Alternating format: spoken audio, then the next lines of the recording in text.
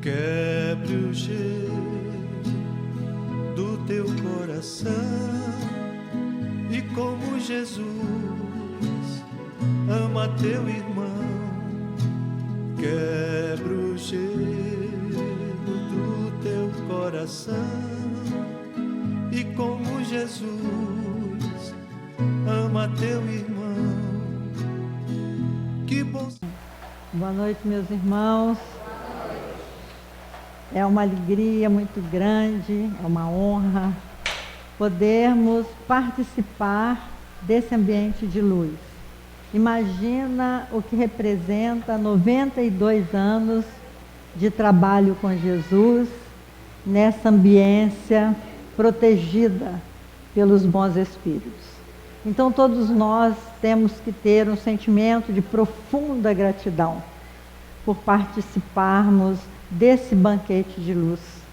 Que Jesus possa abençoar todos esses irmãos que nos antecederam e prepararam esta casa de amor com tanto carinho, com tanta luta, porque há bem pouco tempo o espiritismo ainda era considerado feitiçaria, bruxaria, né? Nós imaginamos a luta dos iniciadores da doutrina espírita no Brasil, incluindo aí a grande figura amorosa do Dr. Bezerra de Menezes. O tema da noite de hoje, antes que eu fale um pouquinho sobre o tema, eu vou falar um pouquinho de mim mesma, que ele disse que eu sou trabalhadora da Rádio Rio de Janeiro, sou também, mas eu sou filiada no Rio de Janeiro ao Centro Espírita Eurípides Barçanufo, no Terreirão do bairro Recreio, onde abriga a TV Nova Luz. Eu e a Yasmin Madeira, Berenice Lima, tantas outras trabalhadoras, formamos um corpo de estudiosos da doutrina, nós divulgamos através da TV Nova Luz, que é uma TV da web. Se vocês entrarem no YouTube, temos parcerias com o YouTube também. E todas as vezes que vocês acessam o nosso nome no YouTube, a TV Nova Luz ganha um pouquinho mais financeiramente, porque nós doamos totalmente a nossa imagem e o nosso trabalho para que nós possamos envolver muito mais pessoas nesse projeto maravilhoso de Jesus, com Jesus e por Jesus. E na minha vida pessoal, sou professora aposentada, porque Paulo Coelho diz assim, não se pode confiar em quem não se conhece. Na minha vida pessoal, eu sou professora aposentada, sou professora de matemática e física, sou especialista em educação infantil e adolescente e também pós-graduada em parapsicologia. Sou mãe, tenho 3 filhos e tenho 4 netos. De modo que muito prazer conhecê-los e ficaria muito feliz se vocês nos prestigiassem, nos ajudando nessa divulgação através da TV, da web, www.tvnovaluz.com, ou então o YouTube, colocando o nome do orador da sua preferência. E o tema da nossa noite de hoje, que é A Vida Dói, é uma pergunta que eu faço porque li uma reportagem que muito me sensibilizou, deve ter sensibilizado vocês também, saiu na revista Veja, do dia 7 de maio de 2014, uma entrevista que Iberê Camargo deu em vida. Iberê Camargo é um pintor brasileiro, gaúcho, e que tem um trabalho lindo, um acervo lindo de pintura impressionista, e ele, ao ser entrevistado, lhe perguntaram, o repórter lhe perguntou, por que o senhor não pinta flores? E ele respondeu, Deus deve ter tido um ataque de frescura quando fez as flores, porque a vida dói. Eu pinto porque a vida dói. Foram as palavras textuais desse grande pintor. E aí a pergunta é, a vida dói? Né? A vida não dói, porque a vida é Deus. Deus é a vida em abundância, mas viver dói. Muitas vezes sofremos a dor nesse nosso mundo ainda de expiações e provas. Habitamos um mundo de expiações e provas ainda. E essas dores que chegam à nossa vida, hoje sabemos que é resultado das nossas próprias escolhas. Ninguém sofre injustamente. Toda dor que nos vem é resultado das nossas próprias escolhas. Aí vocês podem dizer, com isso você está dizendo que não existe injustiça na face da terra? Sim, nas leis dos homens existem muitas injustiças, mas para Deus não existem injustiças. Quando estamos passando, nos sentindo injustiçados, e muitas vezes estamos, é uma ingratidão de filhos, é uma grosseria de amigos, ou é uma dor que imaginávamos que não poderíamos estar sofrendo, não é? Diante da dor, às vezes a gente se pergunta, ai meu Deus, por que comigo? O que eu fiz para sofrer uma dor desse tamanho? E a doutrina espírita, com tanta lógica, com racionalidade, vem nos dizer a vantagem, digamos, entre aspas, que existe uma razão pela qual nós sofremos, nós sentimos dor. Porque, segundo os estudiosos da alma humana, dor é diferente de sofrimento, porque a dor todo mundo temos que passar, mas o sofrimento é opcional. Nós podemos fazer uma opção por sentir menos dor, por sofrer menos. E por isso vamos falar sobre isso, né? Fazer refletir como que a gente pode transformar a nossa dor num sofrimento menor.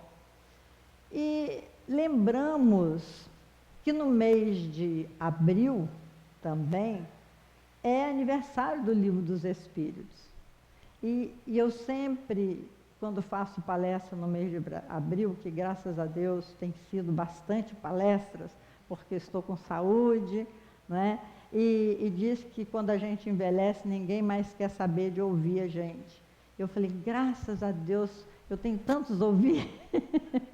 Então, é uma alegria poder estar falando de Jesus. Quando você começa a falar sobre Jesus, você acha sempre ouvidos atentos a esses ensinamentos.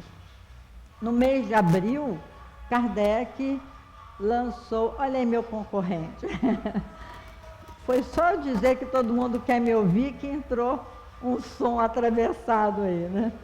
Mas enfim, no mês de abril, Kardec publicou o Livro dos Espíritos. Então nós comemoramos também o aniversário do Livro dos Espíritos. E por isso, para aquecer os nossos neurônios, nos preparar, além da prece, para entrar nesse tema tão importante que é falar da dor, nós vamos prestar uma homenagem a Allan Kardec, com um poema que escrevemos para ele algum tempo atrás e que todo mês de abril eu repito, homenageando o grande professor Lyonês. Em que mundo habitas, missionário da verdade? Que estrela recebe o teu brilho, a tua luz? Sinfonias de anjos compõem tua vida, claridade divina que leva Jesus. Nossa casa mental se estende, se expande num grito de amor em sua direção. Outrora, cansados de vidas vazias, filhos da ilusão, irmãos da fantasia, hoje temos paz em nosso coração. Ah, como te buscávamos, amoroso guia, cheio de ansiedade, de dor, de solidão, e vagarosamente, com a tua lógica e carinho, mostraste-nos que o homem nunca está sozinho e que vale a pena estendermos nossas mãos. Receba hoje, Kardec, irmão querido, todos os sonhos e vitórias conquistadas, toda mão estendida ao companheiro, toda dor compreendida na jornada. Receba a nossa alma transformada e o pequenino serviço que prestamos, o ideal que hoje embalamos de divulgar-te na nossa caminhada. Que Jesus envolva o mestre Leonês onde quer que ele se encontre. Me lembro quando fui a Paris fazer quando meu marido aposentou e eu também, pegamos lá o saldo da nossa aposentadoria, fomos a Paris e fomos fazer as pegadas do codificador, visitando todas as casas que ele havia morado, e ficamos assim tão emocionados de ver a luta daquele professor que teve a coragem, né, de desafiar a academia da sua época e publicar o Livro dos Espíritos com seu próprio dinheiro de professor. E quando nós chegamos no Palais Royal, que é onde ele fundou a primeira sociedade espírita parisiense, eu fiquei tão emocionada que eu falei assim, Kardec, eu falei com ele, lancei assim uma evocação. Pode ter certeza que na próxima encarnação ou reencarnação eu venho para cá, para Paris, porque eu vou mandar erigir uma estátua enorme de você, vou botar no Rue de Gauche, falei com ele, aquela avenida mais chique, né, de Paris, vou mandar erigir uma estátua no Rue de Gauche. Quando eu acabei de falar isso sobre uma emoção enorme, o meu marido ficou com o olho assim para mim, aí eu ouvi no campo do meu psiquismo, deve ter sido meu guia espiritual, ou o próprio Kardec, ou o próprio espírito amando de Kardec, disse assim, mas minha irmã, nós não precisamos mais disso. O que adianta uma estátua? Nós temos que erigir estátua de amor no coração das pessoas. O que me adianta uma estátua de bronze, de ferro, de sei lá o quê? Não tem o menor significado. Mas nós ainda estamos assim, presos à exterioridade, ao poder e às formas. Por isso sofremos, meus irmãos, porque nos afastamos do verdadeiro sentido da vida. A história de Siddhartha Gautama, um dos precursores de Jesus, Siddhartha Gautama viveu quase 600 anos antes de Jesus, o príncipe Siddhartha, que ao transpor os muros do seu castelo, deu de encontro com a dor. Ele viu a velhice, as pessoas velhas sofrendo fome, frio. Ele viu as pessoas com deficiências físicas. Ele olhou as crianças que morriam de fome, abandonadas. Ao contato com a dor, o príncipe Siddhartha disse, mas por quê? Por que dentro do meu povo eu estou vendo isso? Por que eu nasci num berço de ouro, protegido, com tanto luxo, tenho as melhores roupas, as melhores iguarias na minha mesa, uma mulher linda, filho lindo? Por que essas pessoas não podem ter? Aí conta a história do budismo, que Siddhartha, o príncipe Siddhartha, largou tudo. Ele precisava encontrar respostas para aquela dor que ele estava percebendo, para a impermanência. Todas essas pessoas nasceram assim como eu nasci. Todas essas pessoas vão morrer assim como eu vou morrer. Eu tenho que entender a razão da vida. Eu tenho que entender a razão de tanta dor. E ele sai para meditar naquela árvore da vida, né? Segundo a lenda, ele sai para meditar e ele volta para o seu povo trazendo 4 nobres verdades. A primeira nobre verdade do budismo é que a dor existe. Ora bolas, isso a gente já sabe, né? É uma verdade. Mas às vezes a gente pensa que a dor só vai acontecer na casa do vizinho. Nós ficamos tão distraídos pela ilusão do mundo que a gente pensa que só o filho do vizinho vai se drogar, que só o filho do amigo vai se tornar um alcoólatra, que só o filho que nasce lá na favela, só a criança favelada vai ser um bandido, um marginal. A gente não imagina que a dor possa bater na nossa porta. E vai bater. Porque nós estamos ainda no mundo de expiações e provas. E aí, Siddhartha fala a segunda nobre verdade. A segunda nobre verdade é que a dor existe e tem uma causa. Se a causa, a terceira nobre verdade, se a causa não estiver na vida presente, há que estar em vidas pregressas. Mas a dor tem uma causa. E a quarta nobre verdade do budismo, precursor de Jesus, de Siddhartha Gautama, que se tornou um iluminado, que Buda quer dizer um iluminado, Siddhartha diz a quarta nobre verdade do budismo é que nós podemos retirar a dor da nossa vida. Podemos crescer sem dor. Como? Aí ele traça os 7 passos de iluminação do budismo.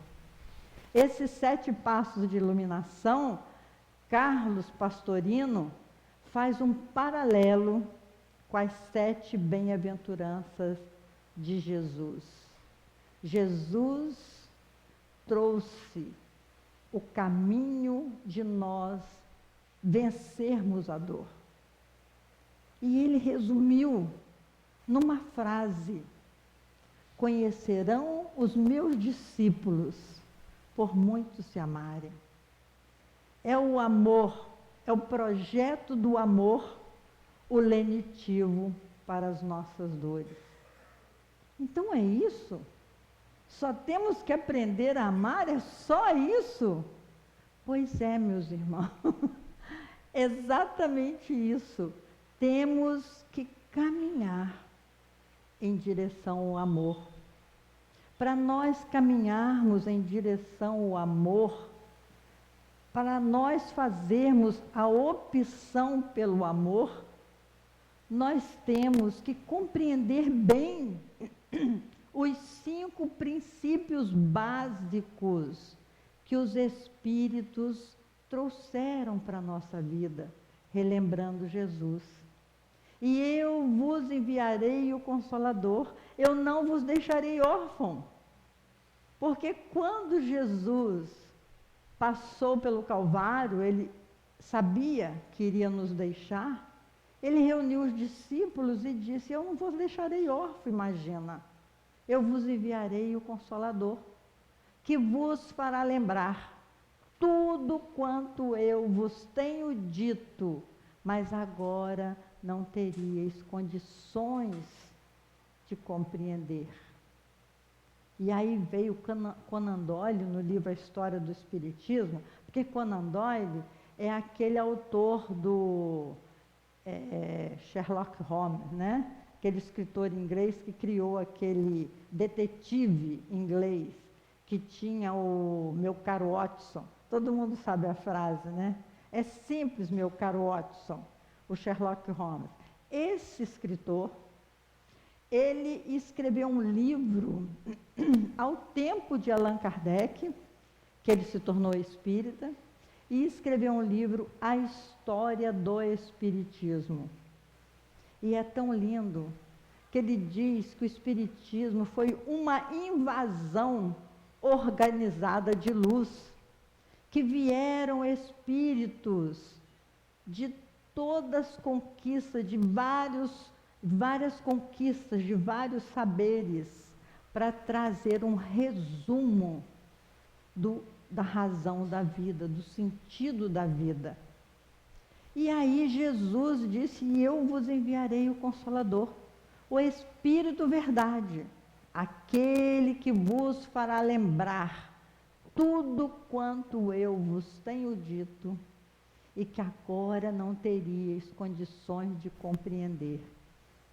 Então os Espíritos sintetizaram em 5 princípios básicos para que a gente vença a dor. Os nossos 5 passos de iluminação, digamos assim, com Jesus. O primeiro passo é nos identificarmos como filhos de Deus. Jesus chamou Deus de Pai. Meu pai ainda trabalha e eu trabalho também.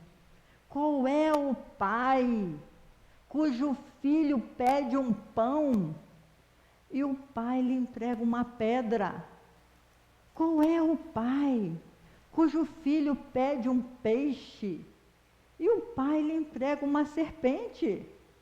Ora, disse Jesus, se vós que sois maus pais, sabeis dar boas coisas a teus filhos, quem dera o nosso Pai Celestial. Olha a lógica que Jesus veio trazer, a certeza da existência de Deus, Deus nosso Pai. Temos que nos identificar como filhos de Deus. Outro dia li uma reportagem dessa cantora Rita Lee, que aliás é muito boa, né? A gente tem um acervo de cantores brasileiros, compositores, muito bons. E aí ela disse assim, eu acho uma arrogância esses religiosos se dizerem filhos de Deus. Porque é um absurdo que nós, tão imperfeitos, sejamos filhos de Deus, ela falou. Ou esse Deus é imperfeito, por isso nos fez todos imperfeitos? Ou não existe Deus? Que arrogância é essa de achar que é filho de Deus? Aí eu repeti para mim mesma a mesma frase que Jerônimo de Praga repetiu quando, aliás, proferiu, que a frase dele ficou famosa, quando ele foi queimado na fogueira. Jerônimo de Praga, seguidor de Jean Hus. Jean Hus, uma das encarnações de Allan Kardec, essa história daria uma outra palestra, mas enfim, quando ele estava sendo queimado pela Inquisição, Jerônimo de Praga olhou a multidão e uma porção de pessoas, inclusive uma velhinha assim, trôpega, andando com dificuldade, foi lá e botou um pedacinho de lenha na fogueira, porque rezava a lenda naquela ocasião, que se nós ajudássemos a queimar mais rapidamente os hereges, nós teríamos benesses nos céus. Então a velhinha foi lá botar um gravetinho de lenha e ele pronunciou a famosa frase, que pelo menos no meu tempo a minha mãe sempre dizia, santa ignorância. Na verdade, em latim, ele proferiu sancta simplicitas, santa ignorância. O mesmo eu digo da nossa irmãzinha Rita Lee, por ela nos censurar de nós nos sentirmos filhos de Deus, porque nós temos o potencial da perfeição. Nós fomos criados para o amor e a felicidade. Nenhum de nós foi criado para a dor, para a tristeza, para o sofrimento. Não fomos criados para isso, não. Fomos criados para o amor. Mas temos que construir esse potencial, temos que crescer nas 2 asas que permite com que alcemos voos em direção à nossa herança. Porque como filhos de Deus, diz Joana, nós somos herdeiros de todo o universo. Então, esse é um princípio básico da nossa doutrina. Deus nosso Pai, Criador de todas as coisas, inteligência suprema do universo, causa primeira de todas as coisas. Esse é o nosso primeiro passo para a gente caminhar com mais segurança na face da terra e pedir ajuda através da oração a esse nosso Pai. Lembrar que Ele nos ama.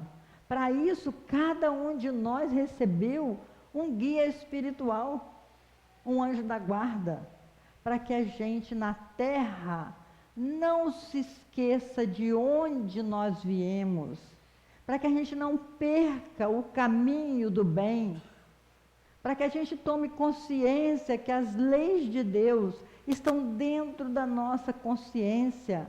Podemos ter o céu ou o inferno dentro do nosso próprio psiquismo. O segundo princípio básico da doutrina espírita, que os espíritos vieram nos ensinar em nome de Jesus, é a imortalidade da alma. Meus irmãos, não vamos morrer.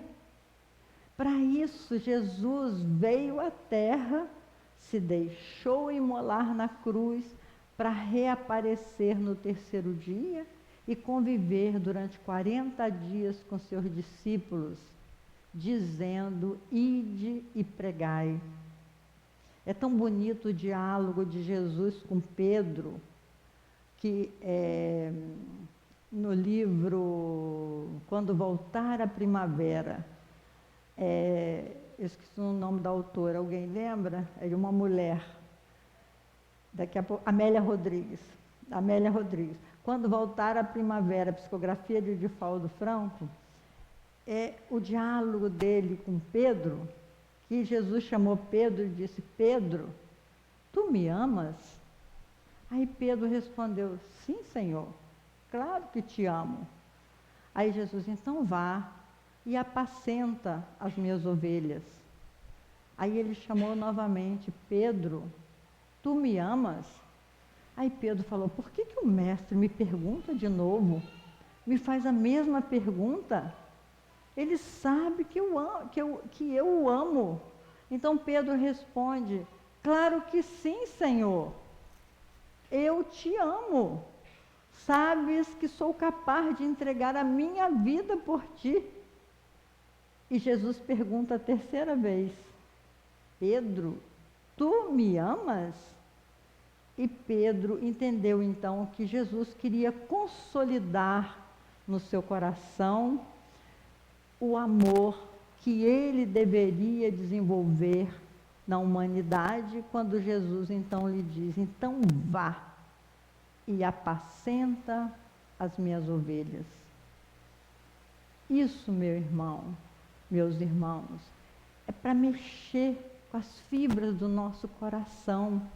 Nós amamos Jesus, nós queremos Jesus na terra, mas não basta só amá-lo.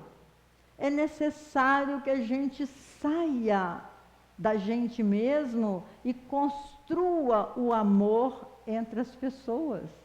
O amai-vos uns aos outros, assim como eu vos amei. E o terceiro princípio da doutrina espírita é a pluralidade das existências, a reencarnação. É tão linda a reencarnação, porque a reencarnação é a chave para nos explicar as diferenças individuais, as diferenças de conquistas. Quando eu vejo assim Mozart, aos 5 anos, compondo uma sinfonia em 12 vozes, aquela genialidade, né? Quando a gente vê todos esses espíritos que vieram à Terra para dar esse impulso na nossa sociedade terrena, a gente se pergunta: onde é que eles aprenderam isso? Porque, meus irmãos, alguém aqui estuda música? Levanta a mão para eu saber. Aqui. Eu estudei também 12 anos no Conservatório de Música, lá em Juiz de Fora. Eu botei meus filhos todos no conservatório. Pelejei durante 12 anos para tocar piano. eu não saí da Purelise.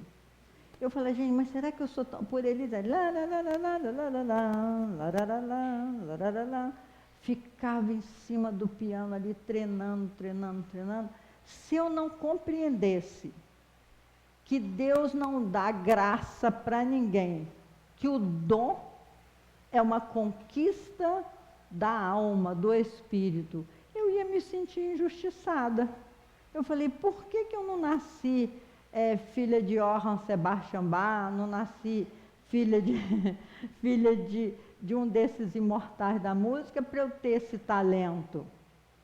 Porque não se enganem, ninguém toca um instrumento numa encarnação só, não. Porque eu sou inteligente, sou capaz, mas a música eu levei 12 anos para iniciar. Na próxima encarnação, com certeza, eu vou estar um pouco melhor. Porque a reencarnação é a continuidade da vida. Nós somos imortais e a vida tem noção de continuidade. Tem vários pesquisadores que nós poderíamos citar aqui que comprovam já a reencarnação. A reencarnação não é só uma hipótese. Hoje em dia é uma tese universitária, porque hoje em dia só a reencarnação tem a chave para demonstrar essas diferenças sociais e as diferenças individuais. O quarto princípio da doutrina espírita é a pluralidade dos mundos habitados. Então não tem só a Terra, habitantes só na Terra, porque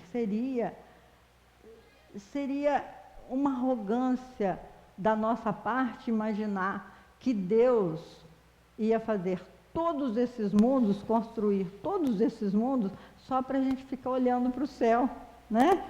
É claro que existem habitantes em vários planetas. Antigamente, quando a gente estudava na escola, dizia que o Sol era uma estrela de quinta grandeza.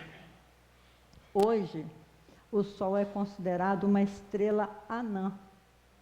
E igual à estrela anã, que é o Sol, tem 200 bilhões só na nossa galáxia. Imagina, e cada estrela dessa, que é as maiores, de primeira grandeza, segunda grandeza, terceira grandeza, tem um concerto de mundos em torno delas. É tão grande que eu li no livro do Bacelli, que Chico Xavier, é um livro sobre Chico Xavier, Mediunidade e Coração, que Chico Xavier pediu ao guia espiritual dele, ao Emmanuel, que o levasse além das estrelas, para ele ter uma ideia da grandeza dos mundos. Então diz que, da grandeza de Deus, né? Então diz que Emmanuel retirou espiritualmente Chico, tirou o Chico da galáxia, da nossa galáxia, e foi subindo, viu a nossa galáxia em torno de outra galáxia, e foi subindo, e viu outra galáxia em torno de uma galáxia maior. Aí ele foi ficando tão atordoado que ele falou assim: Emmanuel, me leva para casa para eu tomar meu café com leite, porque é grande demais para o nosso entendimento. O universo é grande demais. Então, uma pluralidade dos mundos habitados é uma questão de tempo. As pessoas perguntam assim, por que não vem nenhum ET se manifestar entre nós? Como a gente pode afirmar que não vieram? Quantas pessoas dizem que já viram ETs? Não é assim? Será que todo mundo sofre de alucinação? E por que eles não se comunicariam conosco? Quem pode dizer que eles não se comunicaram? Porque nós temos muita dificuldade em comunicação, de modo que é uma questão de tempo. Logo, logo, nós vamos estar recebendo espíritos de outros planetas, porque de outras dimensões a gente já recebe, que é o quinto princípio da doutrina espírita, que é a comunicabilidade entre os espíritos. Esses 5 princípios, meus irmãos, fazem com que a gente pense diferente a respeito da vida. Faz com que a gente tenha certeza que a vida é tão transitória, que tudo passa tão rápido, que tudo vai passar. Nenhum de nós vai ficar na terra. Então, diante de uma grande dor, quando a gente começa a entrar em contato com a dimensão espiritual maior, quando a gente grita Dr. Bezerra, quantas vezes na minha vida já gritei Dr. Bezerra, Dr. Bezerra me ajuda, pelo amor de Deus, eu estou diante de uma dor que me parece insuportável. E você sente aquela resposta da dimensão espiritual, porque os espíritos, nós estamos todos interligados em múltiplas dimensões. Então, a comunicabilidade entre a dimensão física e a dimensão espiritual, Kardec trouxe mastigadinho para a gente, ou seja, os espíritos de luz, mostrando que é possível nós entrarmos em contato com seres que nós amamos. Ainda essa semana, a minha irmã, que é presidente da federação lá no Espírito Santo, ela falou: Leila, olha, eu estou querendo que você venha aqui em setembro, que nós vamos fazer uma mesa redonda sobre a morte. E nós 3 irmãs escrevemos um livro, A Morte Não É Bem Assim, baseado na presença da minha mãe, que depois que ela desencarnou, 6 meses depois que ela desencarnou, eu comecei a evocar uma notícia dela, né? Eu falei: puxa, Jesus, nós somos 5 médios, nós somos 5 irmãos, todo mundo trabalhador da doutrina, porque meu pai foi fundador de centro espírita em Volta Redonda, eu sou de Volta Redonda. Então, como é que eu não posso ter notícia da minha mãe, né? Não é possível que eu não consiga receber uma notícia da minha mãe. Aí a minha mãe, eu senti a minha mãe se aproximar, e ela falou assim para mim: minha filha, ela tinha um jeito de falar com o dedinho assim, minha filha, presta atenção, a morte não é bem assim como a gente pensa. Aí ela falou isso e foi embora, e nós ficamos tão inquietas, eu e as minhas irmãs, que eu falei: o que a mamãe quis dizer com isso, né? E aí isso gerou um livro, A Morte Não É Bem Assim, que está esgotado. Graças a Deus a gente tem vendido bastante livro para ajudar a doutrina, não ganhamos nenhum tostão com nenhum dos livros que nós produzimos. Mas o detalhe é o seguinte: quando a minha irmã me falou isso essa semana, Leila, queria você aqui numa mesa redonda para a gente falar sobre a morte, aí eu lembrei do Hermínio Miranda, meu querido amigo Hermínio Miranda. Hermínio Miranda prefaciou o meu livro, Um Estranho Condomínio, em que ele me ajudou na doutrinação daquele espírito que a gente coloca no livro, a história desse personagem da igreja, né?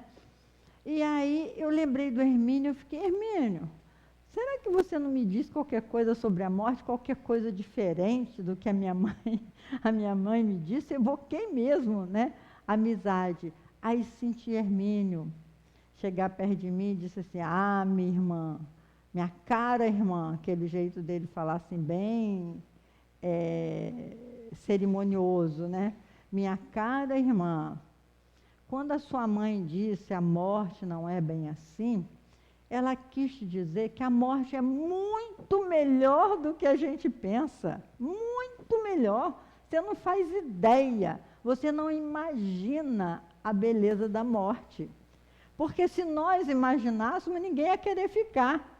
E nós temos a lei da sobrevivência, que é para ficar apegado na vida, que nós precisamos estar aqui na Terra, até o último momento, até o último fluido vital da nossa vida, para o nosso crescimento espiritual.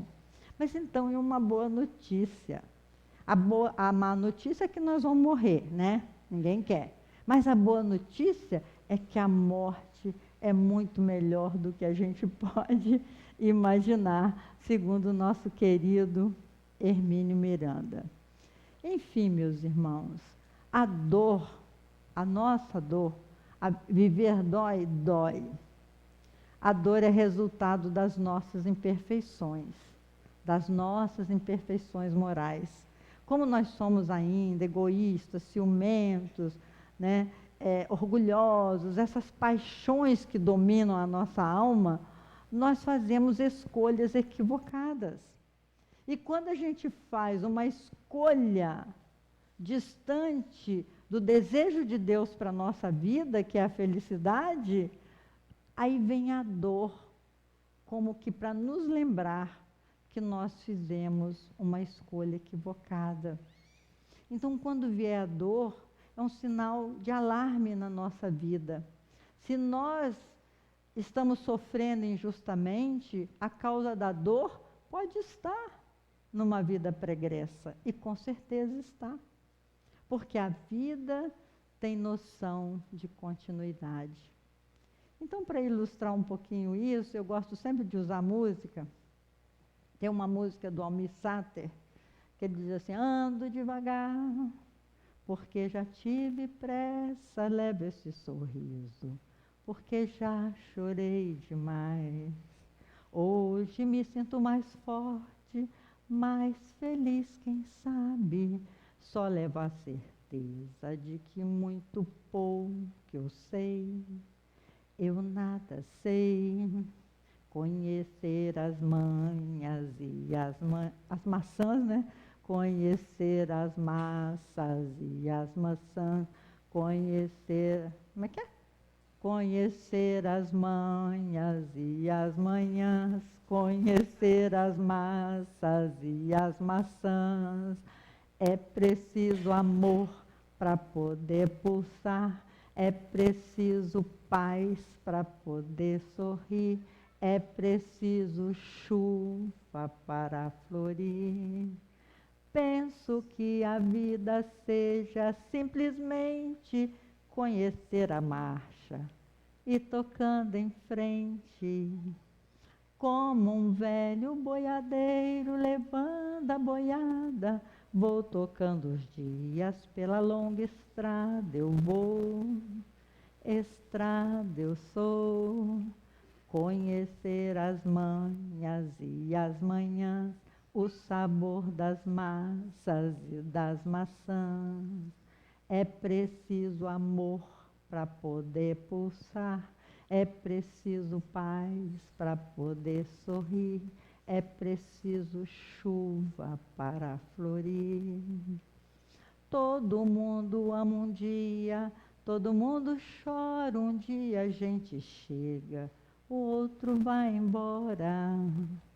Cada um de nós compõe a sua história, cada ser em si carrega o dom de ser capaz e ser feliz.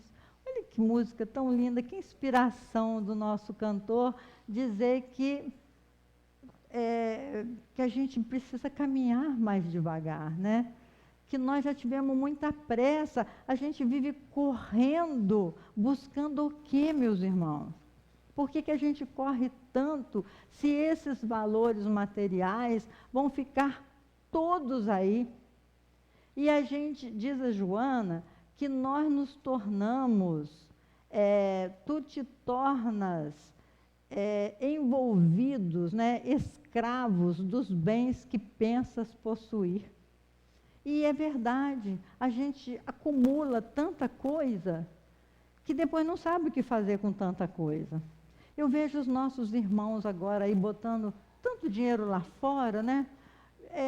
Ganha tanto dinheiro, em vez de empregar, ajudar a fazer crescer o país, bota o dinheiro tudo lá fora, depois não vai usufruir. Vai deixar lá fora para quem?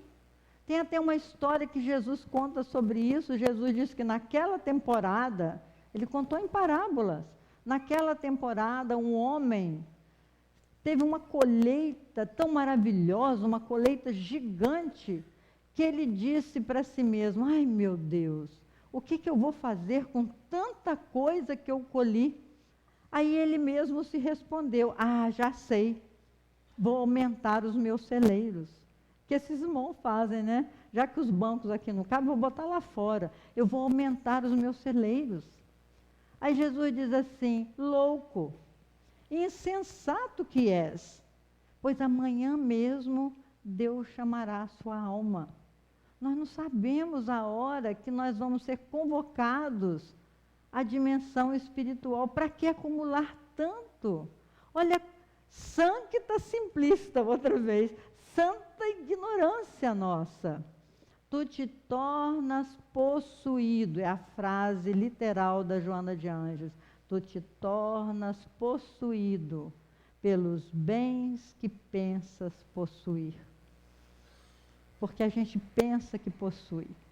A gente fala assim: meu marido, meu filho, minha casa, meu carro. Nada disso é seu. Nada disso. Estamos aqui em trânsito, não vamos levar nada. Bem que os imperadores do Egito tentaram, né, matar as escravas, botar lá dentro, botar a riqueza toda lá dentro do túmulo. Foi tudo saqueado. Nada disso nos pertence. Então, se nós soubermos entender a vida, as razões da vida, o nosso sofrimento vai ser menor.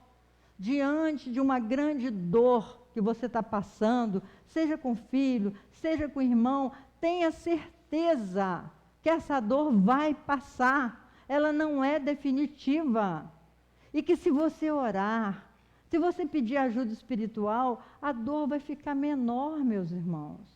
O sofrimento vai se tornar menor. Revolta, raiva, mágoa, nada disso diminui a nossa dor. Porque tudo isso são vibrações deletérias que vai fazer com que a nossa dor fique ainda muito maior. Então, nessa música do Almir Sater, ele faz: cada um de nós compõe a sua história. Cada ser em si carrega o dom de ser capaz e de ser feliz. Então, nós temos que fazer opção por isso. Quando ele fala assim também, ser uma estrada, como é que é? Como um velho boiadeiro levando a boiada. Olha que quadro lindo que ele criou. Como um velho boiadeiro levando a boiada, vou seguindo a vida pela longa estrada. Um velho boiadeiro, imagina a imagem de um velho boiadeiro levando a boiada. É aquela pessoa que sabe onde tem que levar aqueles bois, né? E para onde, aonde vai dar o caminho daqueles bois? Vai dar na morte. O nosso caminho também é assim. A única certeza que nós temos é que nós vamos desencarnar.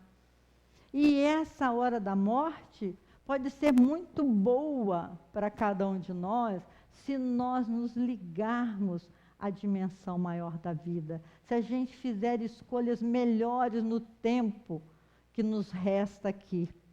Diz que um repórter perguntou ao físico Galileu Galilei: Senhor, quantos anos tem?